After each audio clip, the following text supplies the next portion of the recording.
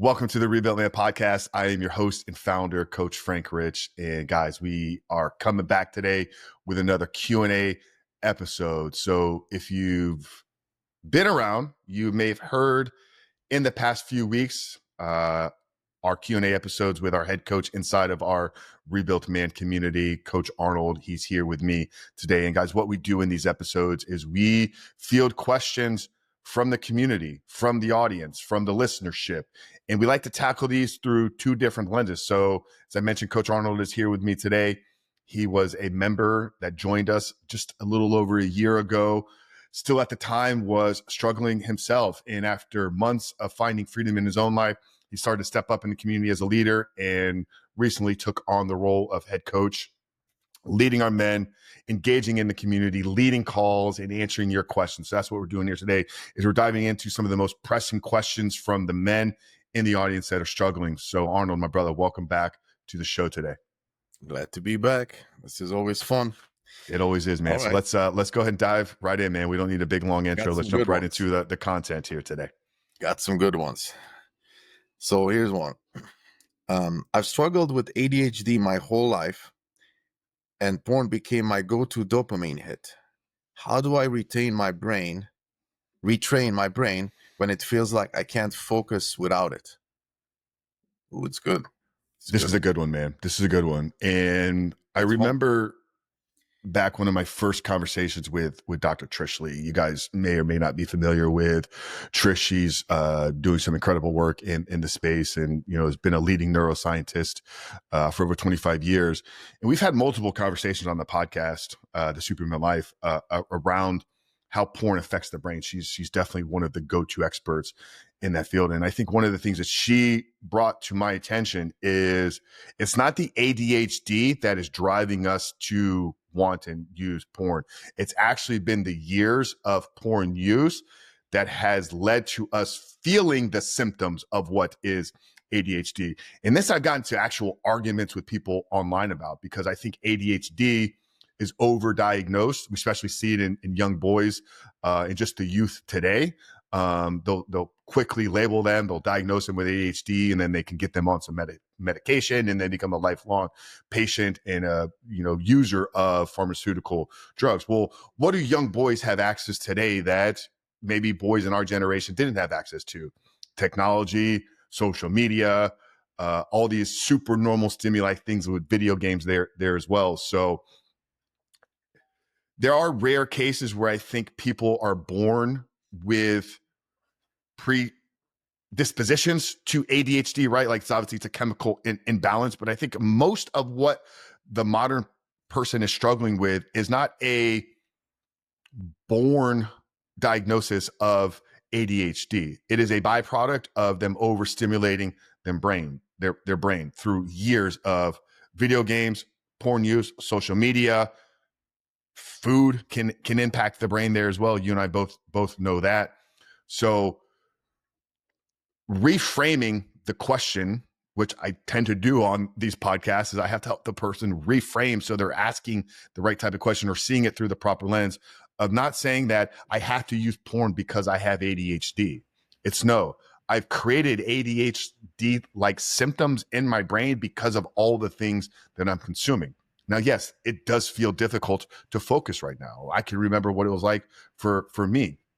But you're not gonna get on the other side of this without going through the dark tunnel, right? So are you willing for a short period of time to suffer in life? Like, how bad do you want a life of freedom? Are you willing to go through days, weeks, and maybe a couple months of having to force will yourself to do the things when you don't feel motivated, right? Like, success in life is not doing the things when I only feel motivated. It's doing them because I'm committing myself to a future outcome that means more to me. So there's going to be a period of suffering, of struggle, of you not feeling motivated all the time, that you have to get up, do the work. But here's the powerful part that we have to understand is our brains are plastic. The power of neuroplasticity is when we begin to act in a new way, when we begin to do things and reward ourselves, those then become the things that will motivate us and drive us, and we'll get dopamine for doing the work. So recognize that there's going to be a period of time where it sucks, where I'm not motivated, where I'm not disciplined, where I'm tired, but I just have to show up and do the work. Then when I get on the other side of it, then you are motivated. Then you get rewarded for doing the hard, difficult work. But understand that there's a high probability that you were not born with ADHD. The ADHD is a byproduct of the lifestyle that you're currently living. So you want to change that, change your lifestyle first. Yeah, 100%. And I actually, this hits home, like I said, because I have been diagnosed with that a while back. But and initially I bought into it, right? Because by the medical community, it's considered a mental disorder. It means it focuses on like the issues you have, like inattention, inability to keep focus, and impulsivity.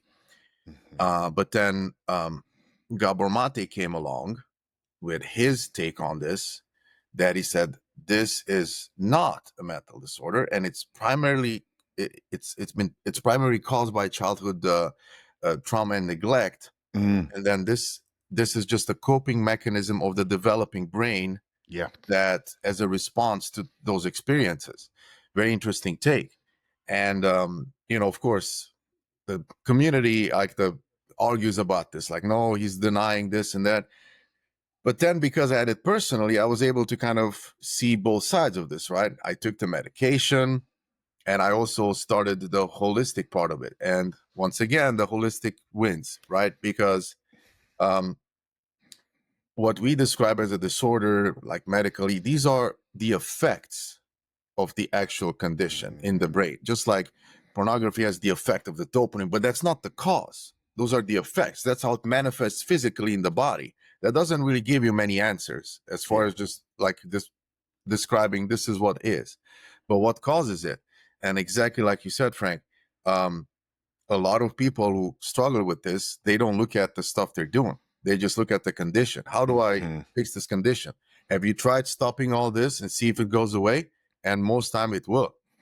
And I do know people that do not look at porn and have ADHD. Now, in that case, more likely, Gabor Mate's definition would apply. They had something in the childhood, and then they developed these coping, or they're doing something presently that they don't realize, like social media, phone time, scrolling all the time. And we know this now, neuroscience has proven. If you look at a lot of these short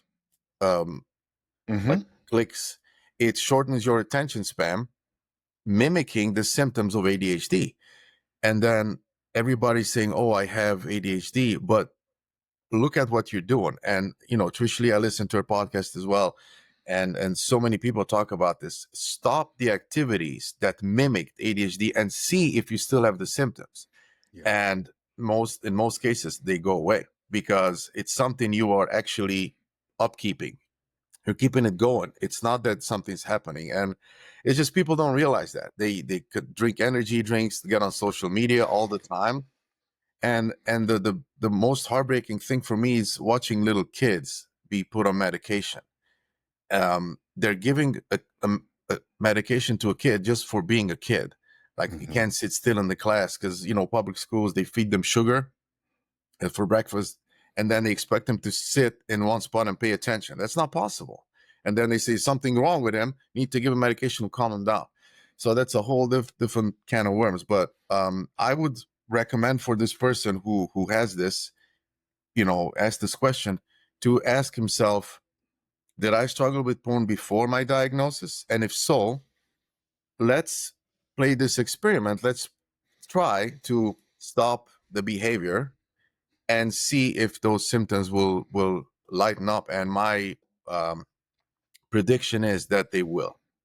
Yeah, and you made a really good distinction there, and I'm glad you mentioned that there will be people that are experiencing ADHD like symptoms that don't struggle with porn, and I think that's the point that we need to focus in on. Even with somebody struggling with porn, it's not an isolated thing in your life. It's a byproduct of the way that in which you are living all areas of your life, the food that you're putting in your body, the things that you're engaging outside of just regular pornography, the passion projects and the things that you actually enjoy doing that are like outside of like your regular 9 to 5.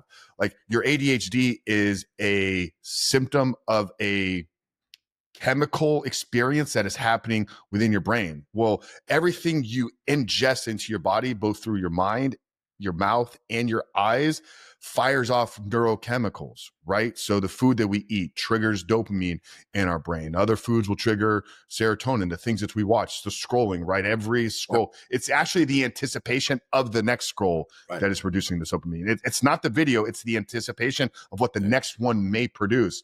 That's why it becomes an endless trap of going after the next one, because you don't know when that. It's the same thing in casinos, right? Like, why do people continue to pull a lever on a slot machine? Because there's the potential reward in the next one, right? And casinos know if we give you a reward in certain increments, you'll keep playing because you're waiting for that big jackpot. So detaching ourselves from the diagnosis, understanding that it's a chemical, like we're having a biological and chemical experience as human beings, right? And our brain is a collection of neurochemicals and certain neurotransmitters that create feelings, emotions, focus, reward, all these things.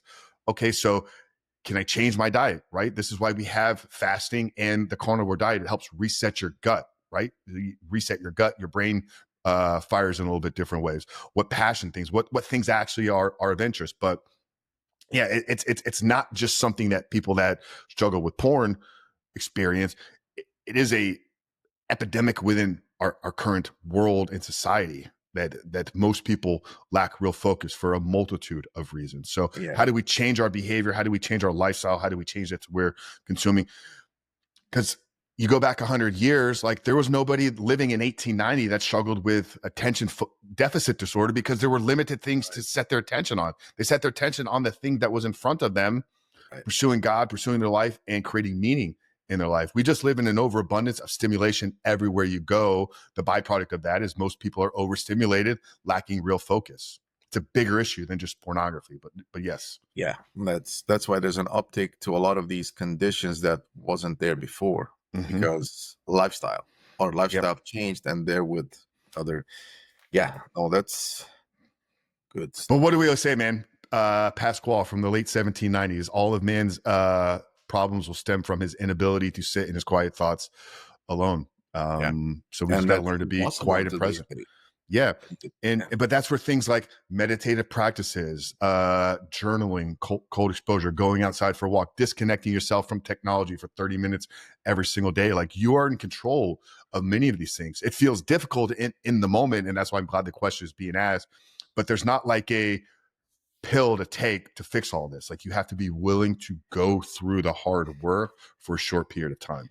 It's like having your cake. People want to have their cake and eat it too. When they have these conditions, but they don't realize that they're on their phone for like 10 hours a day. The average person looks at their phone for 8 hours a day. People want to continue to do that behavior and then not experience the negative effects of it. Right. It's not possible. I want to eat cake and ice cream every day for breakfast and still have six-pack abs. Well, it's not possible. Right. So I think we wrapped that one pretty good. Yeah, it's a very real thing, but very good question, and definitely things that I struggled with focus in the past there is as well. So I feel the pain. And then also the identity, right? If somebody tells you have that, you can embrace that identity. You look into the symptoms and you say, "This is who I am now," and then you create that very same. And then the world will reinforce it. And like we said before we hit recording, victim mentality becomes dopaminergically driven, right? Because you can go out there and claim an identity, and people will reward you for having that identity. You're now part of a society. You're part of a cult of these type of people. There's a group you identify there, right? That's a big thing, man. I had conversations recently on the Super Life podcast around these groups online of men going their own way, incel culture. It's like they say they want to be alone and isolated, but then they find an identity in these subgroups. We all are, like, human beings are group oriented by nature. We need to claim on to something. So if I could say I'm a part of this victim group over here, well, then it's okay for me to not be chasing greatness. Then it's okay for me to not be living up to my full potential because I had this small little handicap, right? Yeah. Very dangerous. Yeah. And like you said about the dopamine, that's exactly how we're constantly in the future. We're not in the present. That's why porn is so hard to stop, because you're already thinking about the next one, and there's never an end. Mm-hmm. It's just perpetual. All right, here's another good question. I think porn has wrecked my sex drive and maybe even caused ED. Is there actually hope to restore healthy desire and performance? Good question. Very good question. And It's home as well. probably one of the symptoms that wakes the most men up is when they reach this point where they're experiencing sexual performance issues. They then say, oh, wow, there's something bigger going on here.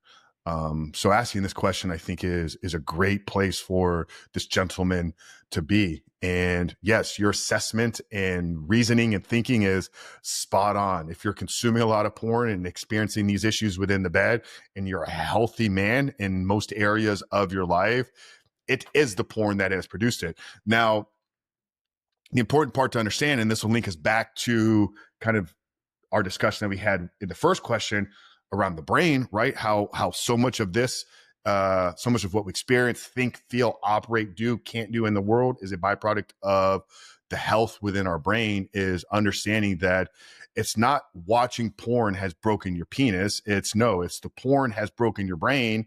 And then the brain seeks porn out instead of real time arousal. So yes, to answer the question, is there hope to restore it back?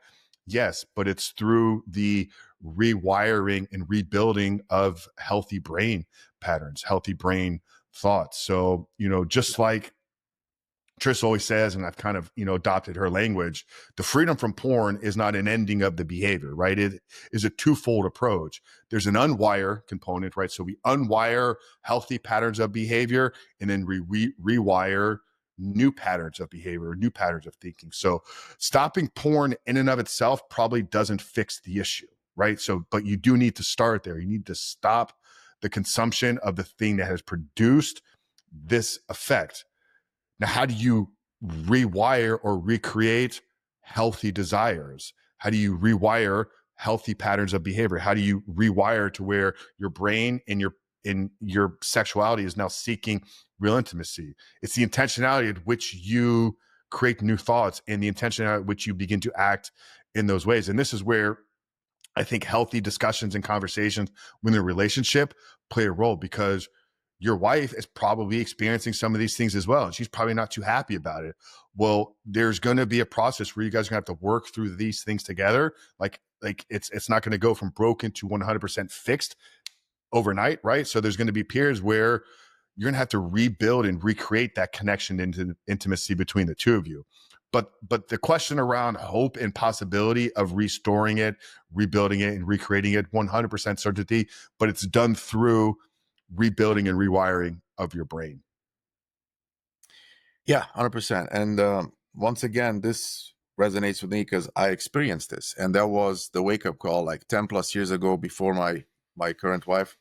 I just didn't know what's going on, and the word that comes to mind is desensitization, because I was consuming a lot of pornography, and if my brain gotten so desensitized that I had to escalate to more extreme content, and it's gotten to the point where even that wasn't doing it anymore.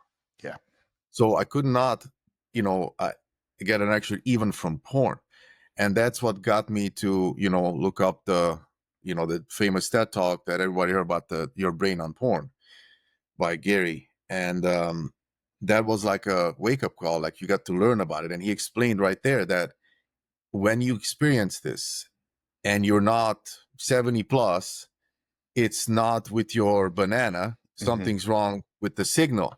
The signal's been desensitized, and then most of the guys in the community that he was talking about on Reddit over there, they were saying they were just taking a break for like 90 days, and they were able to reset that signal and it would came back. And because it's not normal to have at 25, and some like young guys these days, even younger, experience ED, which is unheard of. But that's how much you desensitize your brain. And I even tried Viagra, Frank, back then. This was like 15 some years ago, and it didn't work. all it would give me just a headache because so it really is. Well, yeah, because nothing Viagra creates blood flow in the penis. It does nothing to the brain. right. And Yeah. the problem is not in the penis. There's nothing wrong with it. It's all the signal. It's like you desensitized your signal. And usually it happens when you escalate porn, because that's what escalation means. And I don't mean, like regular two people having sex doesn't do anything for you anymore. You're going to need a whole bunch of different things. And then if you want to have real sex in real life, that doesn't do anything anymore. A lot of people have used like pornography as they're making love with their wife. And that's a problem, right? So it's desensitization. And yes, the to answer this person's question, there is hope to restore healthy desire and performance. Absolutely. You just have to distance yourself from over consuming porn, because ED, like PIED, porn-induced erectile dysfunction, comes from overconsumption of porn and escalating to extremes to the point where you need that just to, much like an alcoholic that needs to drink at least this much to feel a buzz. Before you can get buzzed from one glass, now you need the whole bottle just to, to be at baseline. And then if you want to get a buzz, you need to go past that. That's exactly what this is. And I want to applaud this person for their awareness, connecting that porn has something to do with his ED, because he says, I think porn has wrecked my. So he's in the right spot. He's like on the right path. That's what got me like, hey, wait a minute. Maybe these two are connected, right? Maybe me consuming 8 hours porn a day, having ED, there might be some connection. And that's a good thing. That's the stepping stone to start, right?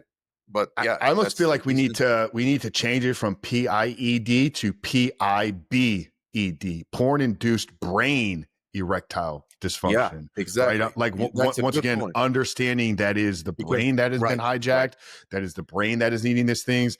And yeah, what you said, it's like so many couples have, or so many men I talk to, like, will need porn to get off with their wife. And this is the danger in like some of the therapeutic settings. We'll say, well, if you're struggling with intimacy within your wife, like, let's watch porn together. It's like, you guys are going down a very slippery slope with that. But yeah, it is a byproduct of an unhealthy brain that's been hijacked through pornography. So the work is going to be in rebuilding, rewiring. So what changes to your lifestyle need to be made to create a healthier brain? Once again, nutrition, fasting, exercise, creative outlets and endeavors, getting off social media, getting off Netflix, getting out in nature, right? Like this is the rewiring component. This is the offensive game that we have to play.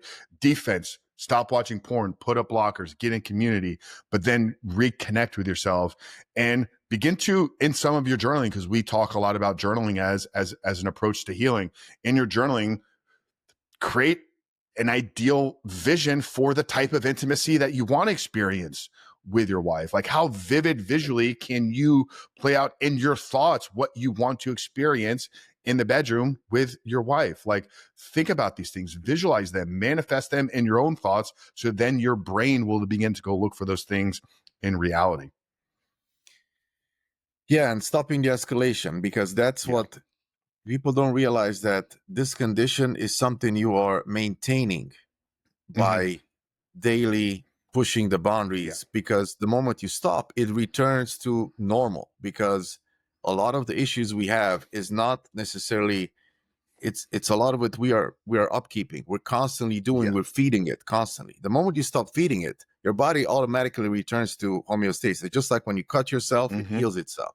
So if all you have to do is get out of the way, stop the behavior, and give it time, and you'll see it'll come back. And I was telling this to guys in the group too. They were talking about the types of porn you're watching. Well, that just tells you how desensitized you are if you need something extreme. And as you start healing, as you still have slips, but you're healing, you will start to see de-escalating. You start to watch less and less and extreme porn, to the point where you go to that type of porn where it's just like an amateur couple, girlfriend, boyfriend, making pretty much vanilla love. Yeah. And then the next step is going to be webcamming with real people. Like you emerge out of that false world into the real world. And the next step is completely, and that's worth looking into, because that I told the guys, even though you're slipping, look at your progress. Look how you're de-escalating the type of porn you were watching, the extreme stuff, to like more normal, more couples, only two people in the same room, right? Mm-hmm. And then they're kissing. They're not just like, and it gets more and more. So you can literally watch that on yourself as well, like self-assess, self-awareness. And yeah, that's the solution here, to de-escalate it, and the body returns itself to its normal, innate, the innate intelligence of the body knows Mm-hmm. what to do. You just have to get out of the way and stop what you're doing to it. Yeah. And we'll mark it here, episode 294, the Rebuilt Man. Frank coined the term PIBED, porn-induced brain erectile dysfunction. And actually, I think what I want to do here, because we're getting close to the 30-minute mark. We're trying to keep these episodes short and concise for you guys. I think we'll wrap this one up here with just 2 questions again, which we did on the last one. But guys, we'll have the previous 2 episodes with Arnold linked down there in the show notes. But I want to hit on a point here. Both you and I can kind of share some of our thoughts, because these 2 questions were very different in where they came from, but they point to the exact same thing. Guys, one of the biggest issues with your porn use is what it's doing to your brain. Yeah, 100%. Like, we talk in Christian circles, and there's a lot of men of faith that follow the podcast, and they talk about the impact that it has in their identity and their self-confidence. So much of this is driven by the health of our brains. Our brains are a massive driver in the experience that we're having as human beings. Like, we are human beings, we're souls, we're spirits, but we are living in a biological experience, in the health of our brains, how it produces neurochemicals, how it plays a role in drive, motivation, experience, feelings, sadness, happiness, joy.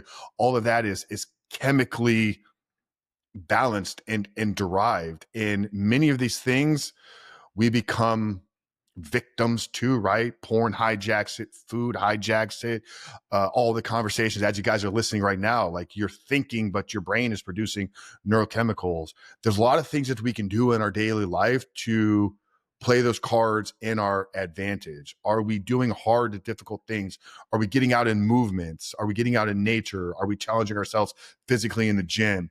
Are we exposing ourselves to cold exposure, to heat exposure? Are we engaging in gratitude practices? Are we having reflective time where we're experiencing real feelings? I love the post that was shared in the group recently with having like reverse gratitude for like yourself. So when you plan your day ahead of time, like, so if you set your shoes out to go to the gym in the morning, or you prepare the coffee for the next morning, as you're going through the next day and experiencing that thing, having gratitude for your previous self of doing those things for you is such a powerful kind of reflection exercise of like, no, you can set yourself up, this relationship that we're having with ourselves. So understand, man, like, if you're going to win this fight, yes, quitting the behavior is important, getting in community, but beginning to control the neurochemicals within your brain is going to be such a massive part. And there's so many tools at our exposure.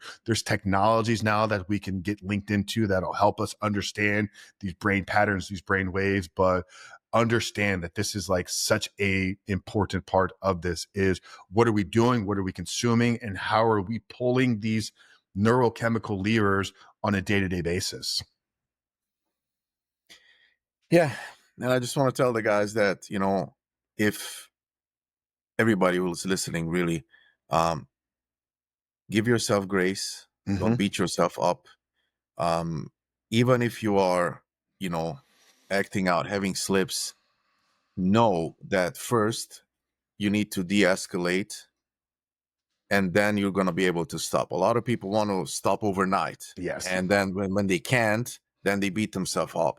They need to understand that first you have to kind of calm down a little bit, and then when you want to be able to exit at that level, not up here when you're like, you're a consumer who, like, let's say you did hours a day, you can go from hours a day to nothing. you have to de-escalate it first. And that's something where you have to be understanding with yourself and give yourself grace and love yourself, because you can only transcend this with love, not hate. Amen. Amen. And guys, if you are out there and you're struggling and you feel like you've tried everything and you're feeling hopeless or don't know a way out, I want to extend an invitation to you. For one, we have a proven framework and system of transformation, and it starts with getting some success out the gate and building momentum. So I've created a 7-day porn reset, which is daily practices, small habits and exercises in the first 7 days that build some momentum, regain some confidence back in your life. But the more important part of this is you don't have to do this alone. We have a community that is led by myself and Coach Arnold here, of men from all across the globe, guys that are winning this battle every single day, guys that are in the trenches with you and are going through exactly the same thing. And if you want to get a taste of what this could feel like and how it could benefit you, you can join us for free for 1 week. There's no obligation to stick around and stay. If you like what we offer, we'd love to continue to walk this journey with you. But if you get in and you don't like the way that Arnold speaks to you, or something that I said triggered you, or you just don't like looking at guys with beards and mustaches, we completely understand. But if you visit the rebuiltman.com/7-day reset, you get access to the first 7 days for free. You get access to our exclusive community of, once again, guys that are winning this battle already and can show you the way. You can join us for our weekly group coaching calls, and it's 100% free. So click the link down there below in the show notes. Visit the rebuiltman.com/7-day reset. And we hope to see you on the inside. But guys, if you're getting value out of these episodes, rate, review, subscribe if you're listening on YouTube. If you have questions that you want asked in an upcoming episode, send them to Frank at Rebuilt Recovery, Frank at rebuiltrecovery.com to get your questions answered in upcoming episodes. But for Coach Arnold, your host, your founder, Coach Frank here, we love you guys. We love serving you, and we look forward to seeing you guys on the inside.